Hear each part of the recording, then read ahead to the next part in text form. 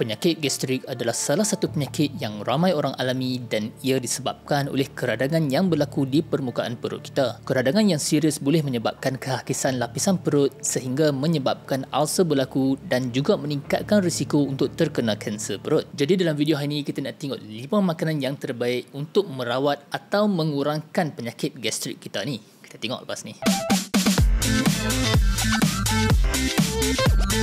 Assalamualaikum guys, what's cracking, back with another video. Okay guys, sebenarnya ada beberapa sebab utama yang menyebabkan gastrik berlaku kepada seseorang, dan sebab yang utama adalah disebabkan oleh jangkitan kuman Helicobacter pylori di dalam perut kita. Bakteria H. pylori ni menyebabkan kerosakan kepada sel perut dan melemahkan dinding mukosa yang sepatutnya melindungi perut kita daripada asid. Keadaan ini menyebabkan keradangan dan pembentukan ulcer kepada perut kita. Punca kedua gastrik adalah sebab mengambil ubat tahan sakit jenis NSAID secara banyak atau berpanjangan. Contoh ubat tahan sakit yang boleh menyebabkan ulcer termasuklah mefenamic acid, naproxen, Voltaren dan juga termasuk ubat Panadol seperti aspirin. Tetapi yang penting untuk anda tahu, ubat Panadol ataupun paracetamol tidak tergolong dalam ubat yang boleh menyebabkan ulcer perut. Selain daripada kita cuba kurangkan merokok, kurangkan makanan pedas dan berminyak, terdapat juga sesetengah makanan yang boleh mengurangkan gejala gastrik kita ni. Makanan pertama yang boleh mengurangkan gejala gastrik kita ni adalah yogurt. Yogurt mengandungi probiotik atau bakteria yang baik yang mempunyai manfaat kepada kesihatan, terutamanya kesihatan perut kita.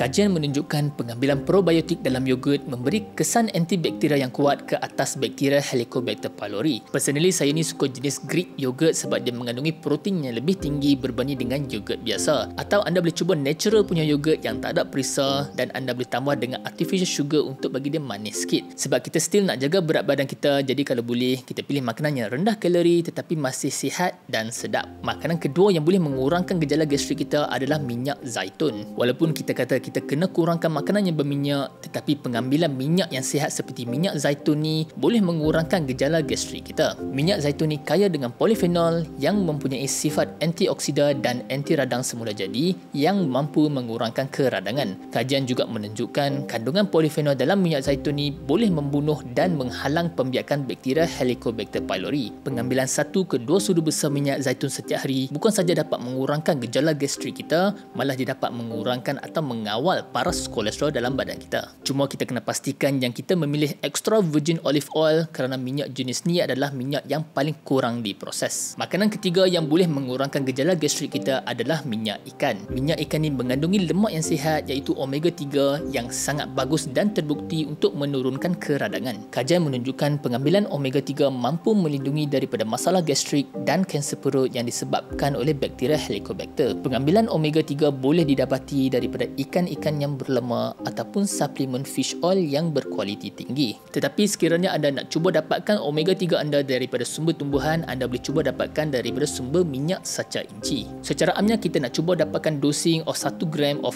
EPA dan DHA setiap hari. Sebab tu apabila kita beli suplemen omega 3 ni, fish oil ataupun saca inci, kita kena hati-hati sebab kadang-kadang dia tulis sahaja 1 gram tetapi EPA dan DHA hanya 250 ataupun 500 mg sahaja. Baki-baki minyak ni adalah minyak yang biasa. Whether fish oil ni berkesan untuk mengurangkan paras kolesterol kita ataupun tidak, saya pernah cover secara mendalam dalam satu video yang anda boleh tengok selepas ni. Makanan ketiga yang boleh mengurangkan gejala gastrik kita ni adalah air kelapa ataupun santan. Pengambilan air kelapa dipercayai memberi kesan sejuk kepada dinding perut dan mempunyai kesan anti radang yang boleh mengurangkan keradangan pada perut. Satu kajian ke atas tikus makmal menunjukkan air kelapa dan santan boleh melindungi daripada ulcer perut dan menunjukkan penurunan ulcer sebanyak 39 dan 54%. Mekanisme bagaimana air kelapa dan santan dapat mengurangkan ulcer dalam tikus ni dipercayai disebabkan oleh kemampuan makanan ni untuk mengurangkan keradangan dan melindungi lapisan perut dengan menebalkan dinding mukosa. Dan makanan yang kelima yang boleh mengurangkan gejala gastrik kita ni adalah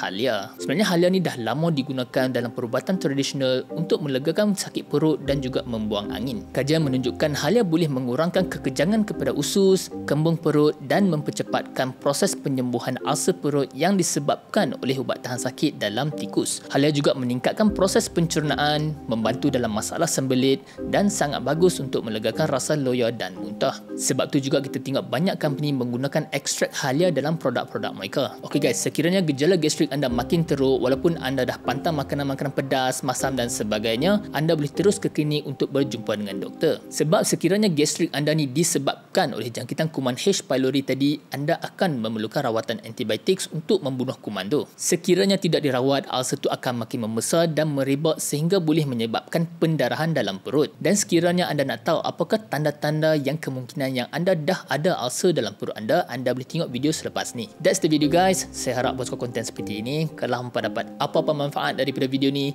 jangan lupa like dan subscribe. Tinggalkan soalan hamba di ruang komen di bawah. Kita jumpa dalam video seterusnya.